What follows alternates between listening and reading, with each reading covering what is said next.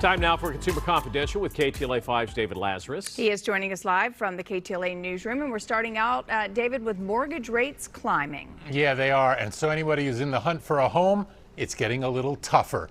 Right now, mortgage rates, or rather the average for the 30-year fixed rate mortgage, is now 4.67%. That is the highest level we have seen since 2018, and it's up from 4.42% just a week ago. Now, analysts had been expecting mortgage rates to rise amid rising inflation, but they admit they're surprised by the speed with which mortgage rates are now going up. That's a real factor, as is news that that home prices rose by 15% in February from a year before. You stir all that together, and clearly home prices, home accessibility is becoming harder and harder to get, especially for younger first-time home buyers. They're finding that mortgages are more expensive. Homes are more expensive, and here's the thing, as we've talked about before, when the younger first-time home buyers can't get into the housing market, they remain as renters.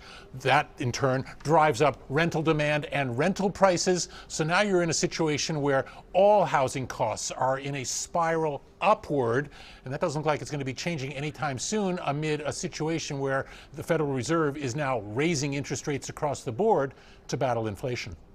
All right, a key measure of inflation has also jumped. And this is a big deal as well, because this is a measure that the Fed looks at really closely in trying to determine whether they're going to be raising rates. We're talking about the Core Personal Consumption Expenditures Index. That's a mouthful, but basically it tracks a whole litany of different consumer products. It was up by 6.4% this month. That is the largest increase in 40 years. And soaring consumer prices, in turn, cut into consumer spending, which we found out today was up just 0.2% for the month.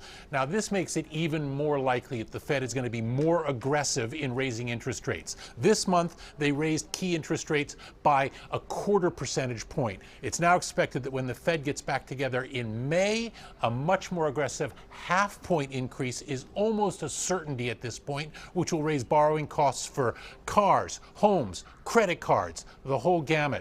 And it's not going to be the end. At least a 6, if not more, further rate hikes are expected in months ahead.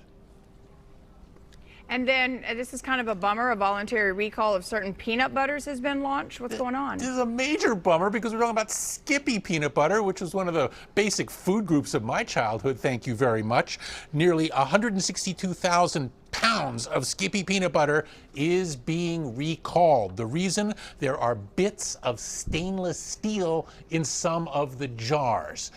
Skippy Foods, the maker of Skippy peanut butter, is blaming faulty machinery for this, and there have been no reports yet from any consumers of having chewed on or served peanut butter that seemed to have little metal fragments in it. Nevertheless, the recall is happening, obviously, as they say, out of an abundance of caution.